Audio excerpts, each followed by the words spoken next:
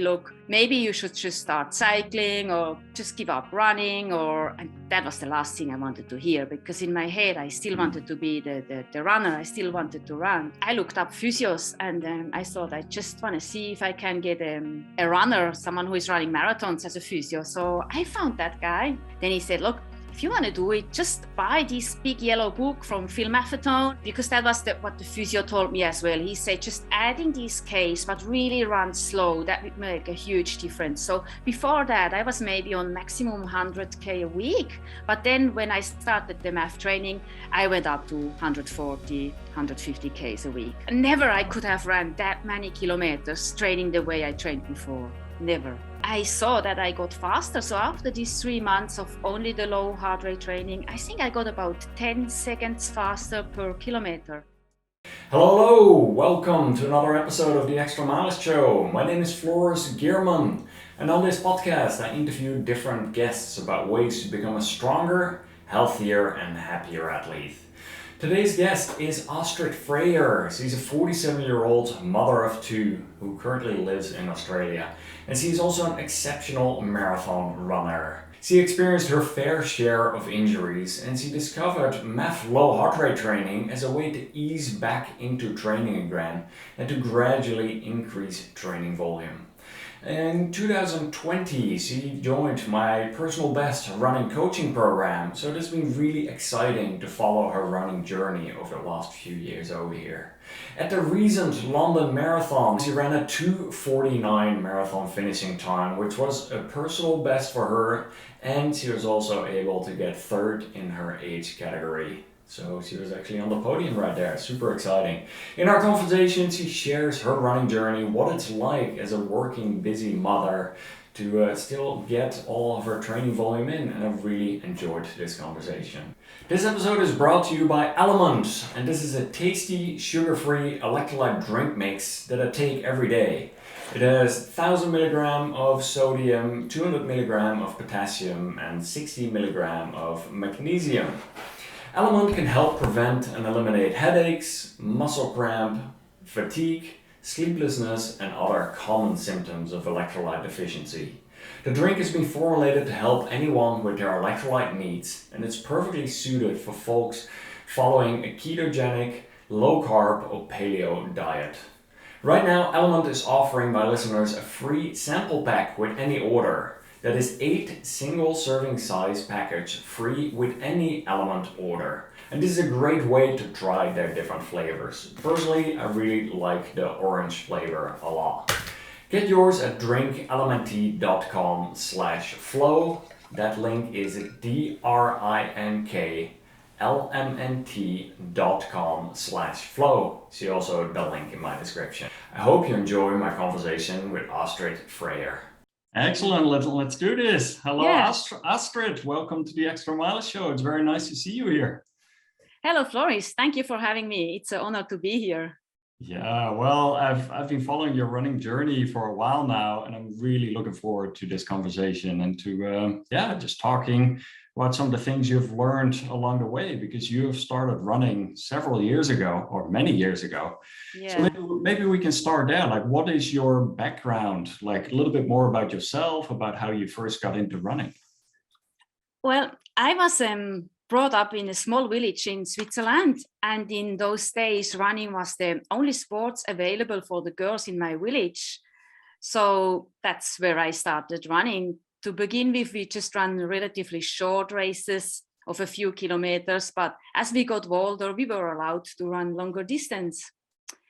My family, my parents, they were dairy farmers, so the cows always had to be milked in the morning and in the afternoon. So as a schoolgirl, I could only participate in races that were held nearby. I couldn't go far away, but I always enjoyed them, the races on the weekends. And then I knew when I turned 18, when I was allowed to have my own car, when I could buy my own car, I bought the car and I drove all over Switzerland to race in other places in Switzerland. And then also every summer holiday, that was my highlight. I drove up to St. Moritz and was training for 2 or 3 weeks in the high altitude training. And I really enjoyed that. And that's where I saw other people running and international people running. And that was always my highlight. Then slowly, say, when I was 20 maybe, I graduated from the 10, 15 kilometer races up to the half marathon distance. And I liked it. I really liked the long distance.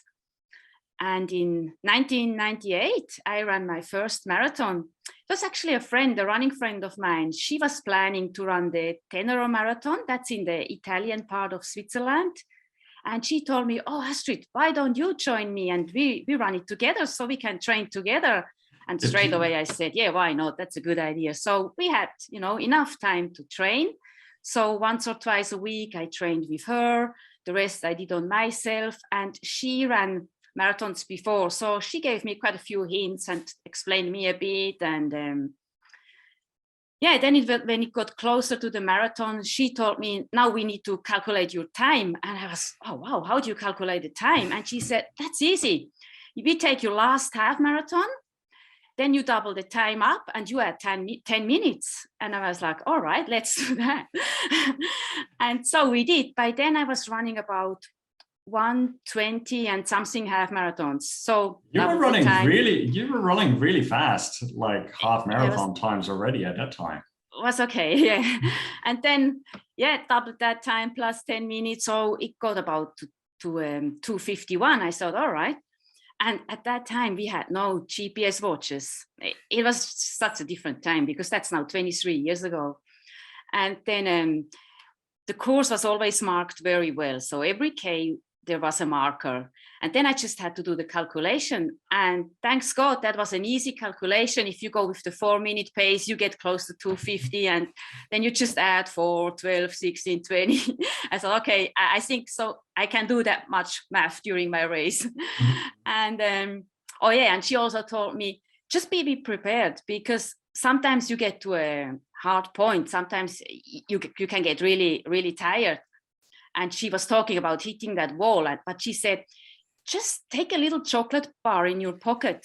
And in case you start feeling you get tired, eat that chocolate. That gives you sugar and you will be fine again. So I thought, that's a good idea. I will do that. So I bought that little chocolate bar. I guess these days we carry the gel, and then it was that little chocolate bar in the pocket. And I ran that race and didn't have to eat the chocolate bar. And I ran a 2:49.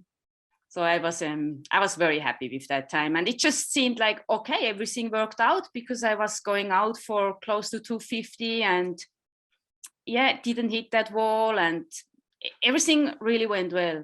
What was your age at that time when you ran the 2:49 for your first marathon? 23. So half my age. My age. So when you were training before that, were you, because you were talking about altitude earlier as well, were you doing mostly road running, or was there also some trail running involved in that? I did a bit of everything. I really enjoyed a bit of everything. I also really enjoyed the mountain races.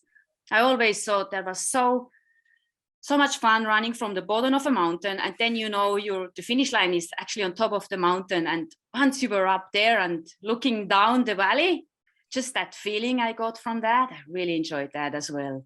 Yeah, I did lots of road running as well. I did cross country. I was not very keen on track. I did a few races, but I found that very hard in my head, just to do these 400-meter laps. That was never something I really enjoyed.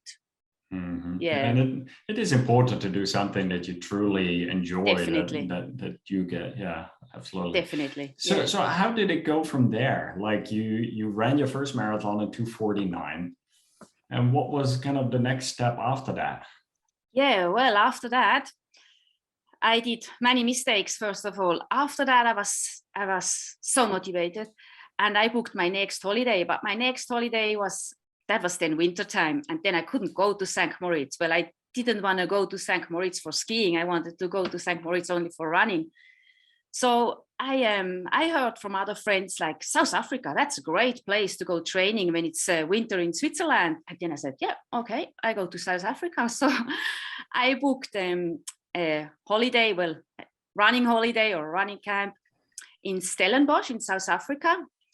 And that was just 4 or 5 weeks after the Tenero marathon. So I didn't recover enough from the marathon and getting already back into a training camp. And I went with another friend. She was a runner as well, but she was not very competitive. But she said, I don't mind, I come with you, but as long as you also do the sightseeing part and we go out as well. And then I said, okay, that's a deal. You run a little bit with me and I do the sightseeing with you, and that's going to work well. So off we went, and we were renting an Airbnb house in Stellenbosch with some other people. We didn't know who is going to be there, and then it happened to be that there were Austrian triathletes in the house.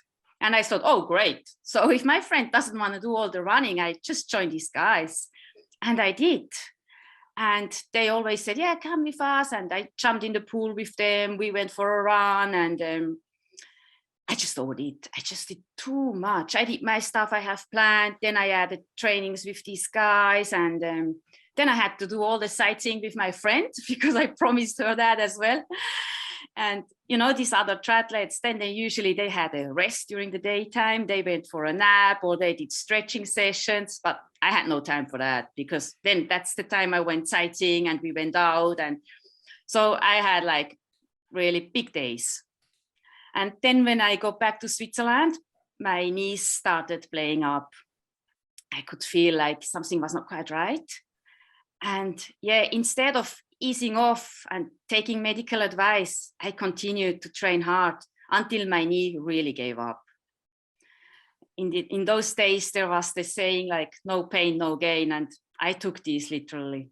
So tell me a little bit more about the no pain, no gain. Like it really sounds like over the years you have made several mistakes in your training and in your racing. Like, can you tell us a little bit more about some of the things you've learned there? What went wrong? Well, definitely, I just didn't listen to my body. Sometimes you actually feel that you get a bit tired or maybe you should rest. And I just did not listen to that. I just thought, no, the more I train, the harder I train, the faster I will get. And it just broke me down quite a few times. So I did end up with a few knee operations, actually. And after my knee operations, I never got back to where I was before. It just stopped me when I was running, let's say 10, 15K, and then my knee started flaring up. And at that time, these doctors, they already told me, look, maybe you should just start cycling or just give up running. And that was the last thing I wanted to hear, because in my head, I still wanted to be the runner. I still wanted to run. So I will always push to that limit and always got stopped again with like, 15, about 15Ks. And then after, I don't know, that's the time also then I moved to Australia. I migrated to Australia. I married my husband here and we had children. And as soon as I had the babies, I also bought a running pram. I thought, I still want to run when I have the babies. So I bought a running pram, and I live in South Perth. That's pretty flat near the river. So I was running around the river with the kids and was always able to run about 15Ks. And eventually I went up to a bit higher and I was able to run a half marathon again. But for me, I say I pushed, but I was not training 7 days a week, but I was always running, say, maybe 4 times a week. So it was still reasonable times I was able to run when I raced, but I was not at the top at all. And then that was actually later in about 2019. I thought the kids were a bit older and I thought, maybe it's time now I could join a group and do some runs with some other people together, because until then I did the runs on my own or with the kids in the pram, or then later on the kids were cycling around the river and I was running. And then I thought I will join a group. So I joined this group called Running Buddies, and they were great. They kept talking about their running experience they had, and they were running overseas and marathons and ultra marathons. And wow, that really touched me again. And I was thinking back on my marathon, on my times, and I was like, I wish I could do more. And then they planned a weekend in Kalgoorlie. Kalgoorlie is a gold mining town about 600 kilometers away from Perth. And they said, we do a we do a weekend there, and there is a race on the Sunday, but we go on Friday and we can do some sightseeing, visit the gold mines, and on Sunday we race. And there was an option of a 10K, of a half marathon, or the marathon. And then I thought, okay, that's great. I will do the half marathon, and I will take my son with me so I can show him the gold mines. And then, kept training with these guys. And one Sunday, we were training together, the long run, and I usually run then 20, 22K, and then I stopped. And the people who were training for the marathon, they kept going. And that Sunday, I was just like, I really don't want to stop now. I don't really feel like tired. So I just want to see how far I can go. I will see if my knee starts flaring up. I will see if I suddenly get really tired. So I just kept running. And suddenly I ran 34 kilometers with the marathon people. Wow, that was a big increase.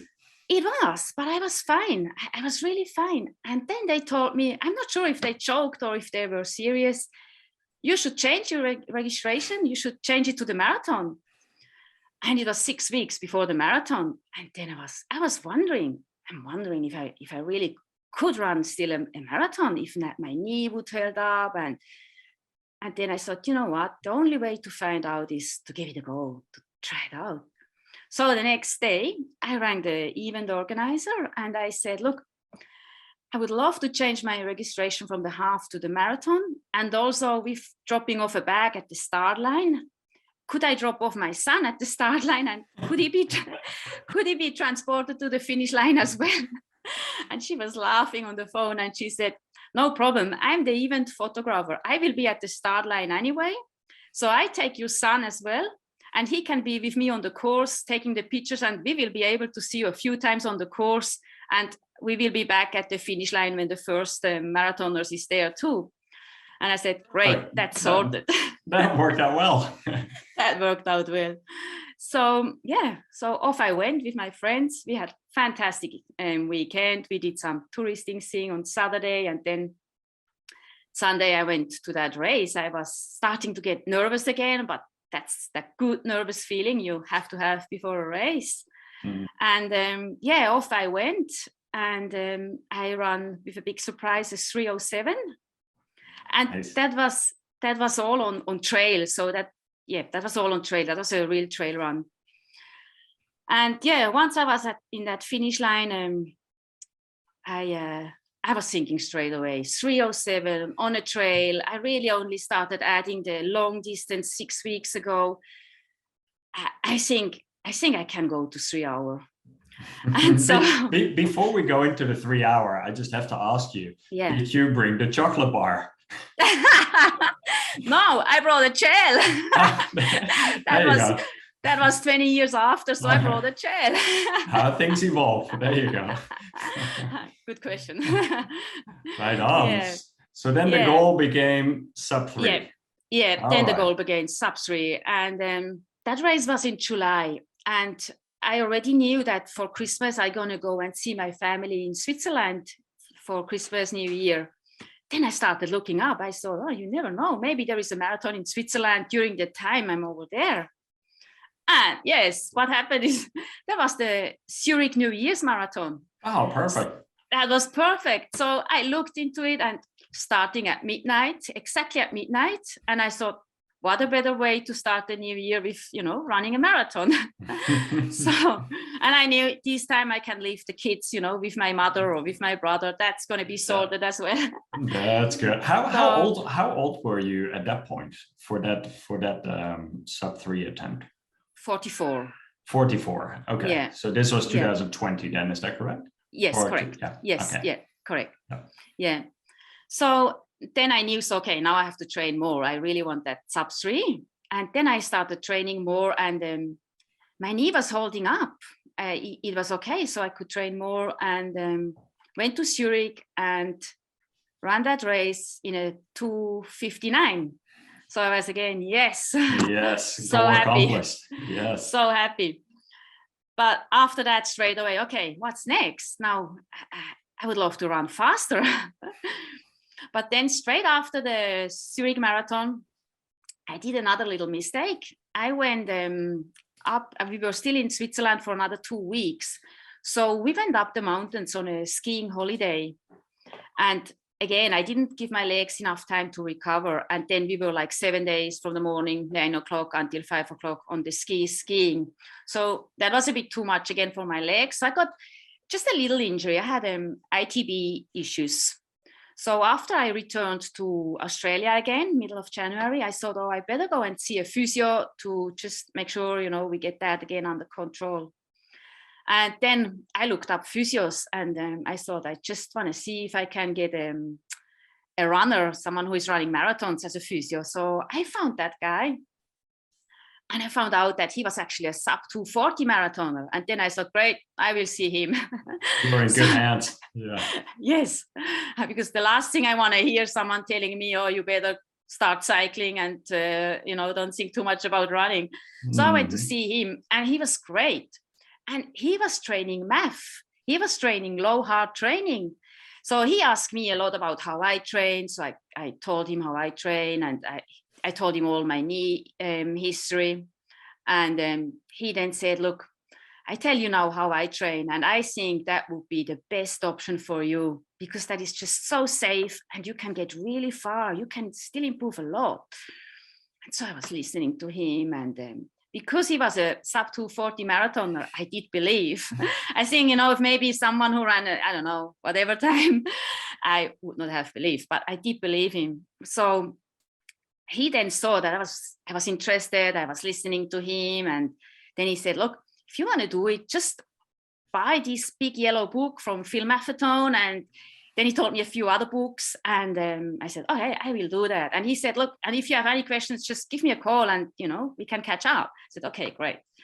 Went home, and again, straight away I went on the computer, Googled that big yellow book, and ordered that, and ordered a few other books, and started reading. But I kept Googling, and that's when I actually found you, because you were, holding all these podcasts about low heart rate training, and then I also found out about your personal best program.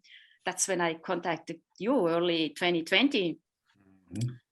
And then I started my MAF training. What was that journey like for you, coming from a no pain, no gain mentality in training and racing, all of a sudden starting to train with a heart rate monitor? What were those early days training with a heart rate monitor like for you?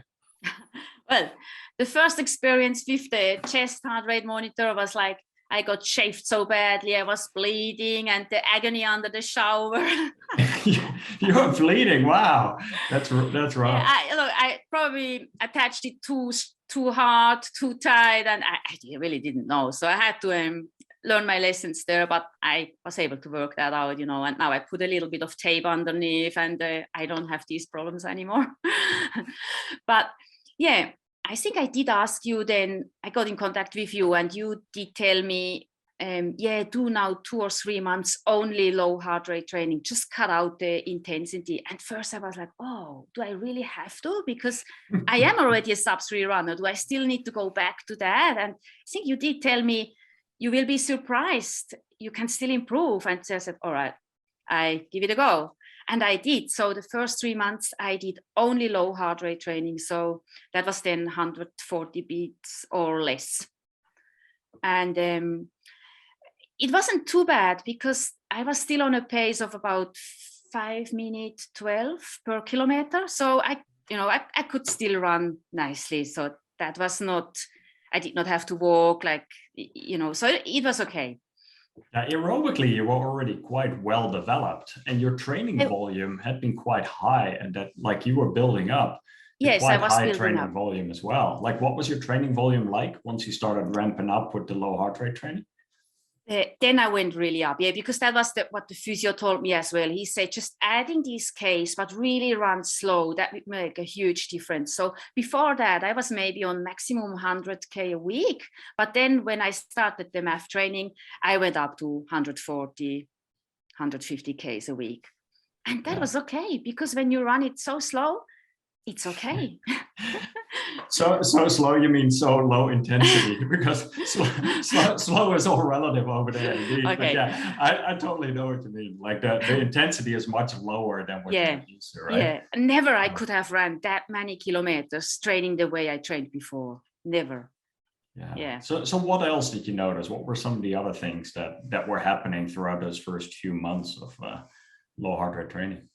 So in the very beginning, I was so excited. So of course I had to do that MAF test every week, not only every month, every week.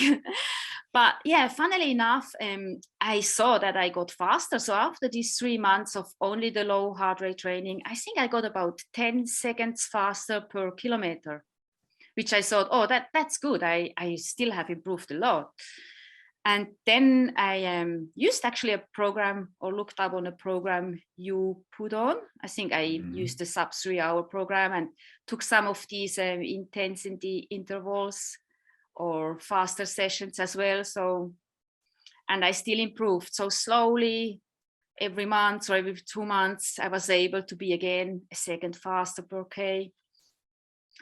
Until maybe in 2021. That's also when I ran 3 marathons in 2021, and all the 3 marathons were between 2:50:03 and 2:50:55. So all in the same minute. That was crazy. So tell me a little bit more about how did those races go? Because you went from like just sub 3, or like not just sub 3, but all of a sudden you started racing after an extended block of MAF training, then adding in some speed work.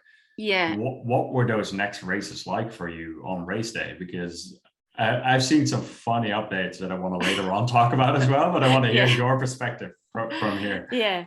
Yeah. So after the sub 3, the 2:59, I think 6 months later, I ran my first really marathon road race here in Perth, in Western Australia. And I knew that's a flat one. And so by then my goal was, say, 2:55. And I ran that one in 2:54 something. And it was actually a very windy day, especially the second half. We had very strong winds, which made me really happy because I was able to run a 2:54 and I knew there were really strong winds. So I knew I can go a bit faster if I don't have that wind. And then I kept training that way, lots of kilometers, but low intensity, and just say maybe 2 faster sessions per week.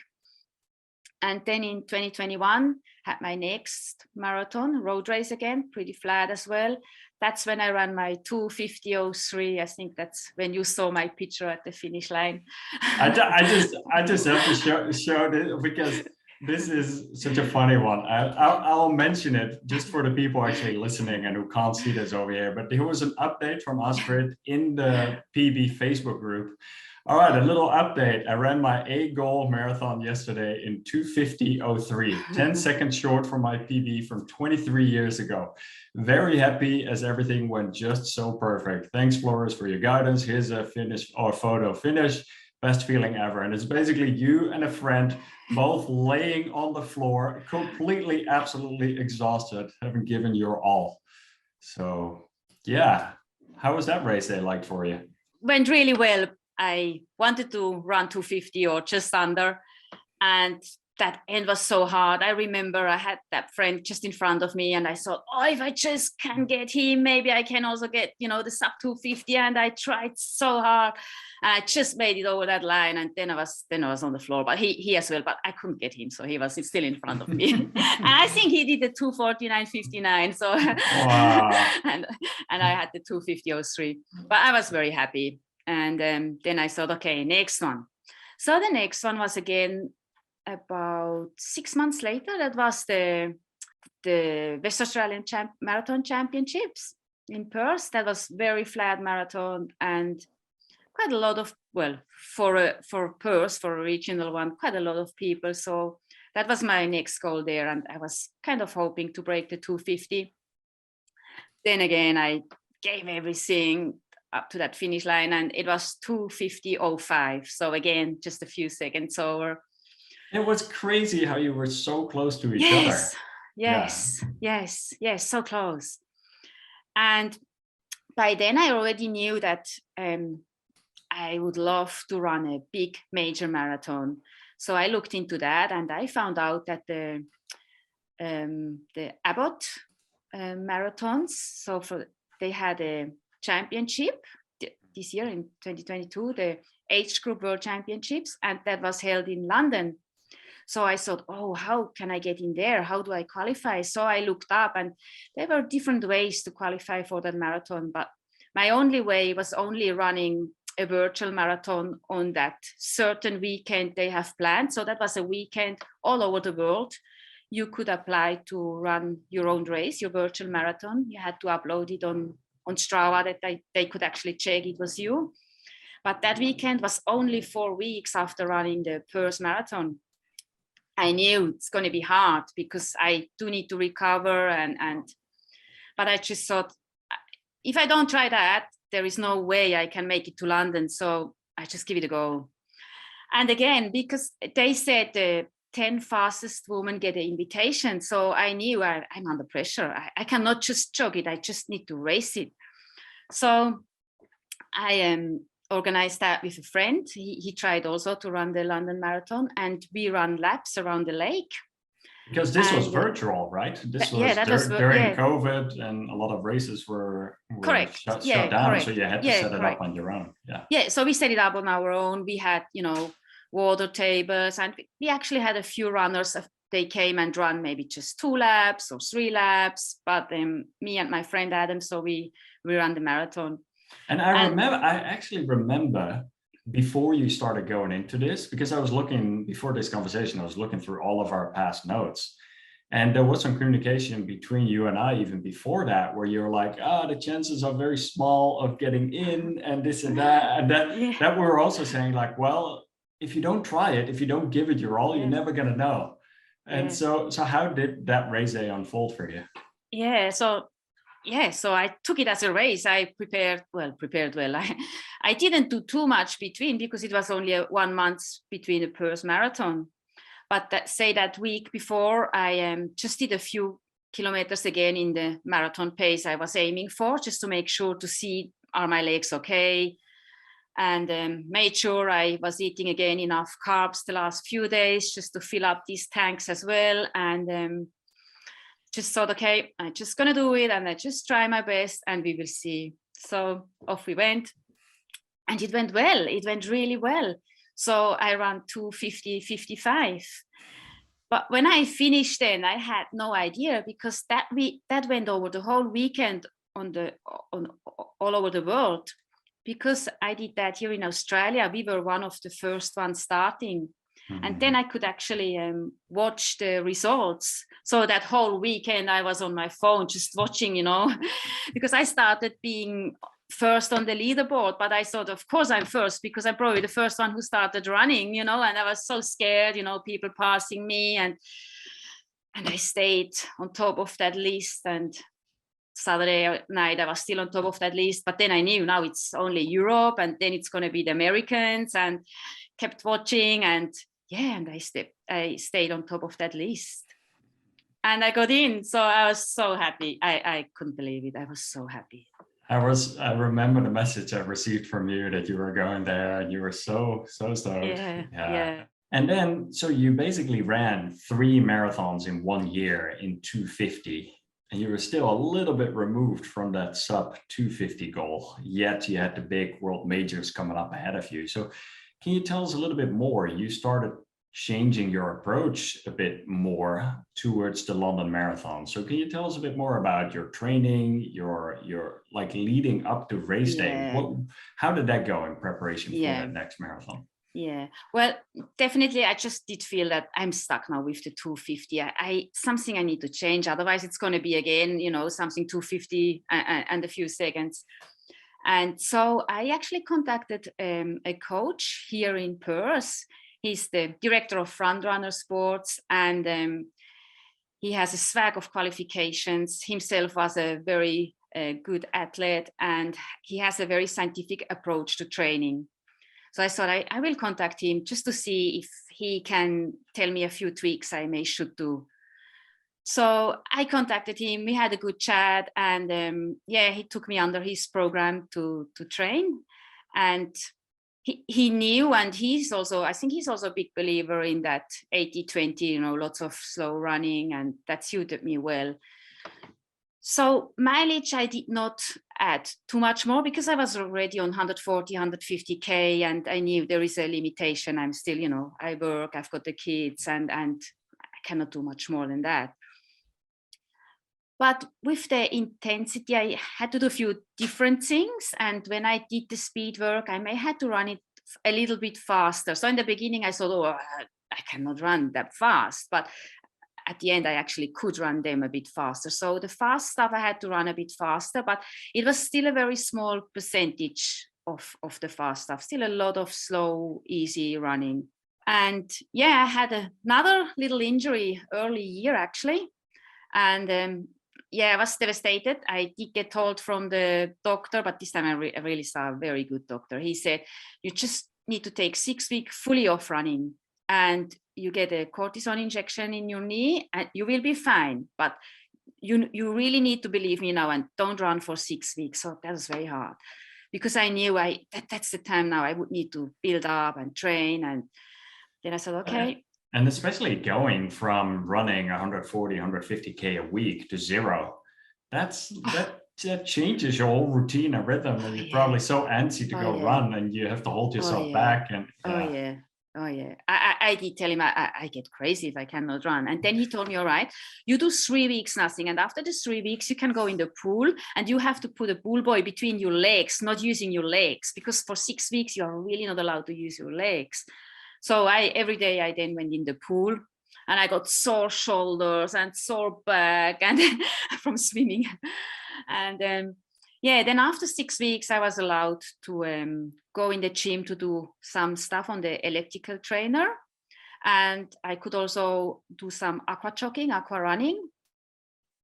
And soon after, my coach Raf, he gave me some intervals in the water I could do. So I started training in the water.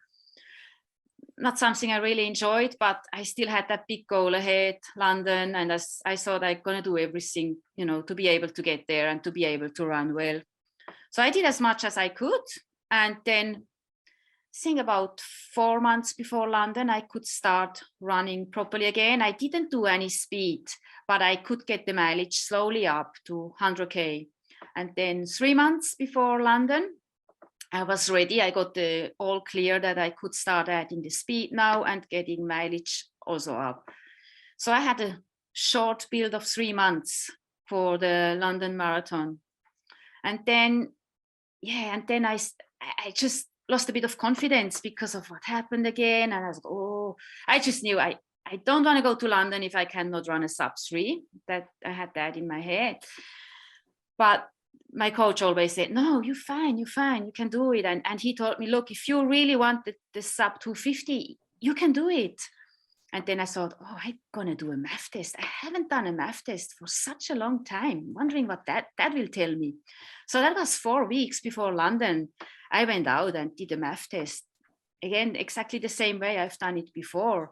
And it was the fastest MAF test I ever ran. And that really gave me confidence then. Then I knew, okay, I think I'm where I was before. And so it's just a thing of a few seconds or, pushing even more or even a bit harder. So the confidence got back.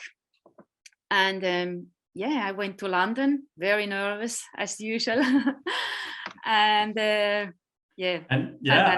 I want to hear all about that. But before we do, I think it's fascinating that you ran your fastest MAF test, even with that break involved. But I do think it comes to show that the base building doesn't disappear over a short period of time. Yes, you're going to get dinged, but you can bounce back relative quick with the right training approach. And I think you being patient and really holding off from running and not making the injury worse and allowing the body to recover.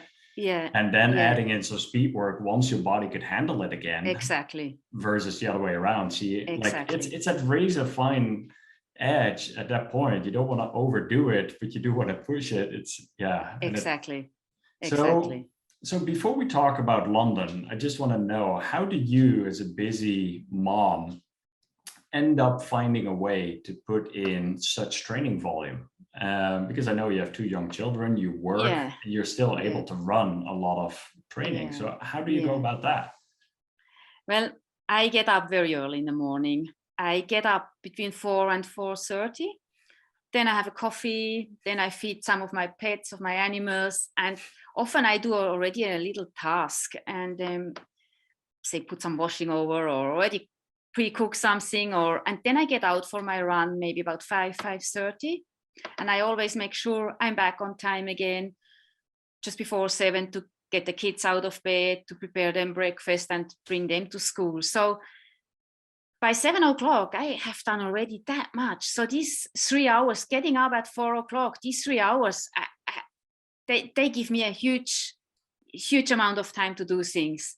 And because it's You're quiet, no one is around, you're you do such double a amount of. you're such a morning bird. Like that, I know, four but o'clock. then Yeah. don't talk to me after 8 o'clock at nighttime. Yeah. So what time do you go to bed? How much do you sleep? Yeah.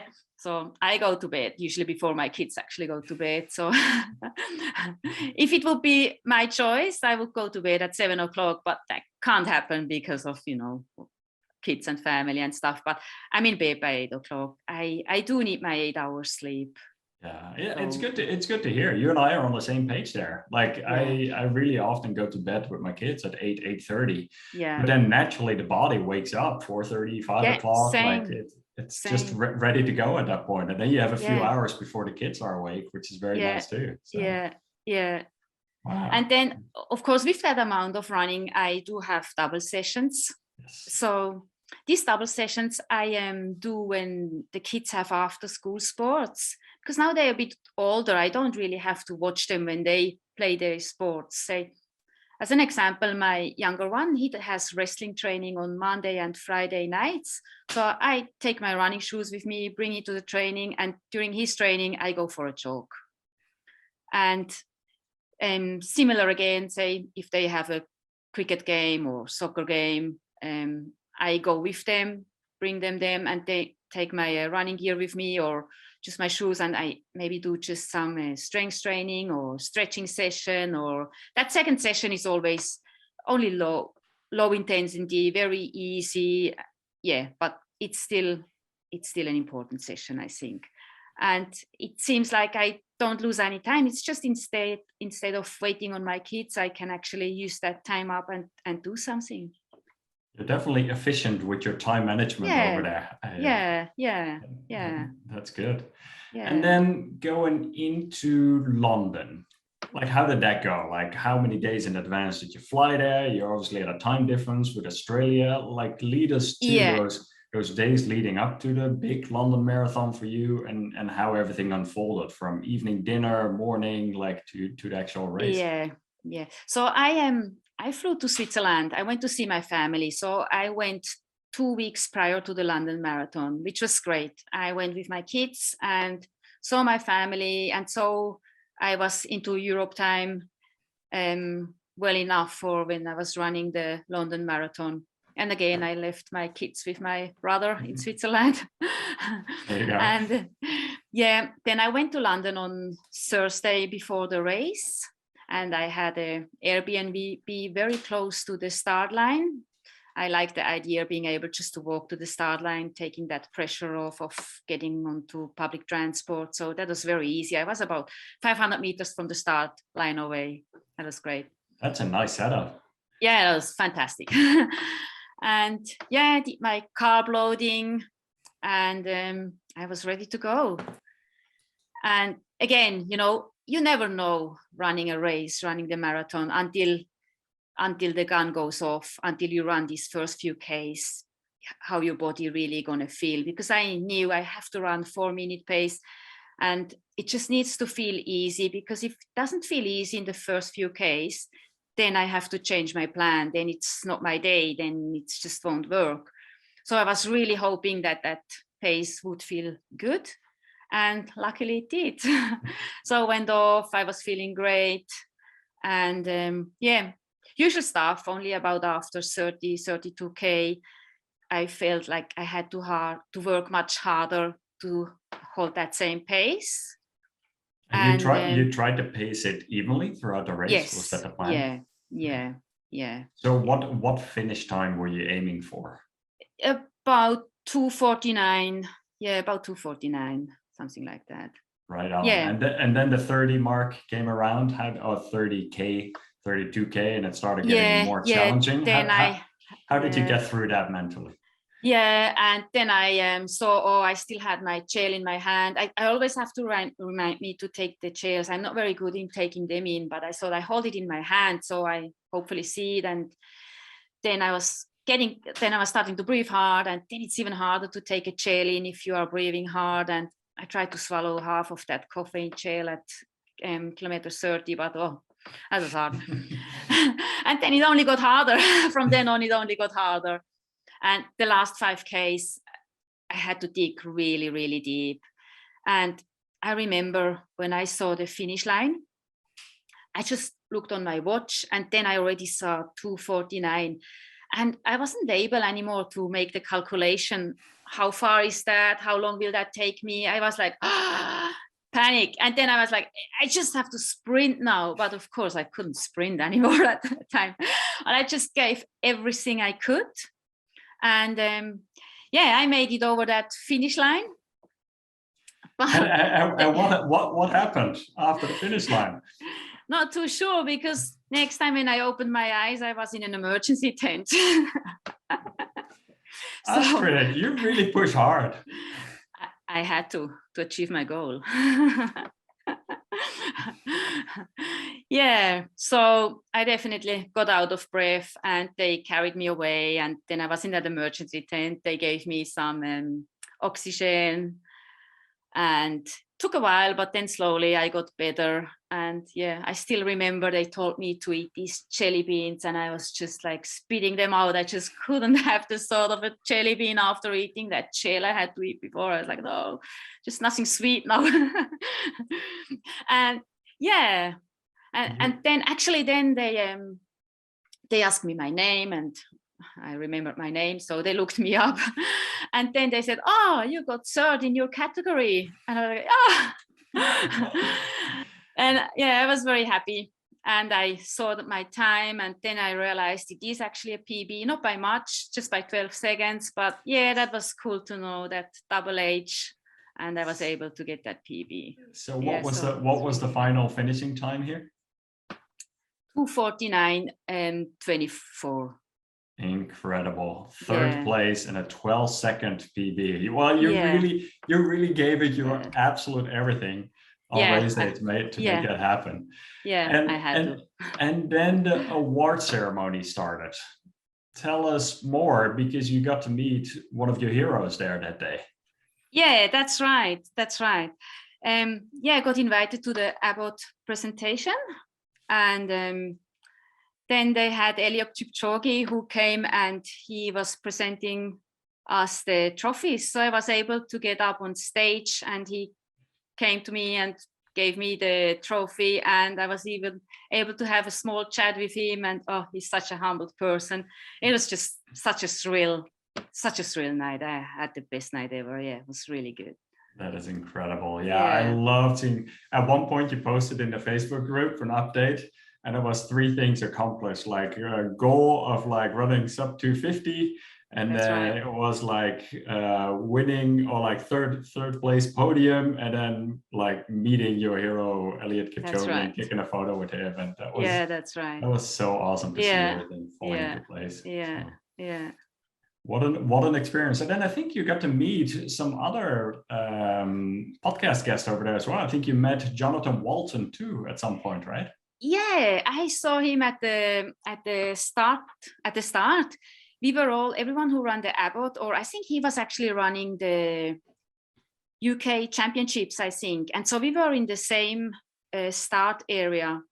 So I straight away recognized him. So I went to him and said hello to him. And so it was nice having a small chat with him as well. And yeah, that was really cool. That's awesome. What an incredible runner he is as well. Oh, And following amazing, his running journey over the years, amazing, he just keeps amazing. improving. It's Yeah, and I think incredible. I can't remember, was it like 2 weeks after he ran again a marathon? I'm like, He's oh my God, how does he do that? yeah, And he's plenty even of older than me. yeah, like he's Yeah, running out there, and he's definitely yeah, putting in his low yeah, intensity, high volume mileage as yeah, well, which is yeah, correct. interesting to follow. So you've definitely learned a lot over the many years of your training, and definitely tried the different training approaches as well, and different race day executions and whatnot. Like on this podcast, we have quite a few different listeners, recreational runners, non-elites, that are looking to improve in their running. So just curious, do you have any advice for runners looking to become a stronger, healthier, and happier athlete?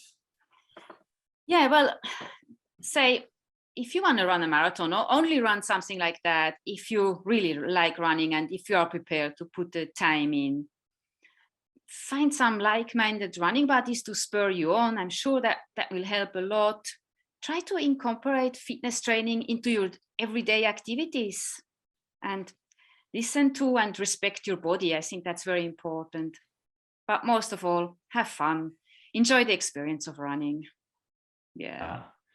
Definitely. And what are you looking for right now? Because you've obviously you've now run this goal, which was a big goal Yeah. on your plate. I heard some chit chat about New York and running Yeah. virtual, and now tell us more about that. Yeah, that's correct. So I'm still waiting on the email, the confirmation email. But 1 month after London, I was running the New York virtual marathon, which was a qualification to get into the real New York for next year. But this time, that only had to be just run the 42 kilometers. Time was not important. So I did that again 1 month after, but I really only jogged it. And I think I should be fine now to get an entry for next year's New York Marathon. So that's my big goal. I know that at my age of 47 and with my history of knee problems, my time as a good runner may be very limited. So I aim to do whatever I can to run in a few of these world major marathons while I still can. I do not want to die wondering whether I could have done it and what I may have been able to achieve. I just want to give it a crack and see how far I get. Yeah, well, there's plenty of other world majors for you as well, and it doesn't always have to be aiming for the fastest time either. The good thing is, at some point, you're going to go That's up right. an age bracket too, which will change all the dynamics again as well. And correct. I know Perth has got some, or like the area in Australia that you live in has some nice trail areas and stuff to run as well. So there might be some other trail opportunities too at some point. Yeah, correct. Yeah. Nice. Then definitely much more to do. Absolutely. I have two more last questions, because I do think this is kind of interesting for runners who have dealt with some running injuries in their journey. Like, has there been anything that has helped for you as far as for strength or mobility? I know, like, when you experienced the knee pain, you actually really took a break for like 6 weeks. But throughout the process, you talked about some aqua jogging or anything, but have there been anything else that has helped for you injury-wise? Yeah, definitely strength training. I think that sometimes we often don't put enough time into that. And that's still something I'm learning to make sure I actually put that in my weekly program, that I take the time and I do strength training. Doesn't necessarily need to be in a gym. I mean, there is a lot you can actually do at home. A lot of exercises you don't even need any equipment. You can just do with your body weight. And that's something I try to do now at least 2 times a week. And I think that does help my knees, my legs, and overall, I think that makes you stronger. And I think doing a bit of other sports is good too, not only concentrating on running, but again, with the high mileage I run, sometimes it is hard to do something else, something different. In my case, I try to play some tennis with the kids, or we go for a swim, or we go for a cycle, but that's very low intensity. But I think it's good using some different muscles, some different part of your body. So it's good if you have the time to do a bit of different sports as well. Yeah, absolutely. It's nice mixing it up that way sometimes. And I have similar things too, like whether it's tennis or pickleball or swimming with the kids, or like cycling. Or it's a nice way of mixing things up. Exactly. And what about nutrition? That is one other part we haven't really touched on, but is there anything nutrition wise, like when you're running such high training volume, like are you eating constantly throughout the day? Are you just eating bigger portions? Is there what has worked well for you throughout like these different training cycles? Yeah, I definitely eat a lot. I'm hungry a lot, and I don't only eat like 3 meals a day. I snack in between as well. I try to eat healthy. Most of my meals I cook myself from scratch. I also have a garden, vegetables and herbs. I like to bake my own bread. So I like the healthy way. But I must say I eat quite a lot of carbs. I think that's what I need, what I use to run. Yeah. And your body responds well to it. That's good. Yeah. Astrid, thank you so much. I really hope that our paths cross in person sooner than later. Like I'm actually thinking about going to the New York Marathon next year. So that would be really nice. Then we have to catch up. Yeah, for sure. So that would be a fun one. Yeah.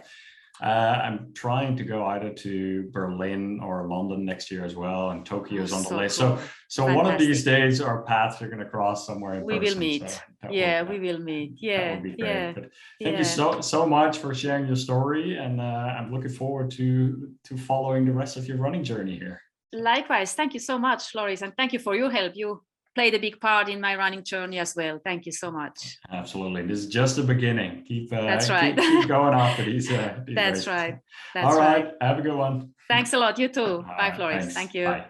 Thank you for listening. What was your favorite quote, lesson, or takeaway from this episode? Please let me know in the comments. Also, Element is offering my listeners a free sample pack with any order of their electrolyte drink mix that I've been drinking for several years now. That is 8 single serving package free with any Element order. This is a great way to try all 8 flavors. Get yours at drinkelementea.com/flow, and this deal is only available through my link. And the link is drinkelementea.com/flow. See also the link in my description. Thank you for listening and have fun out there on your runs. Bye now.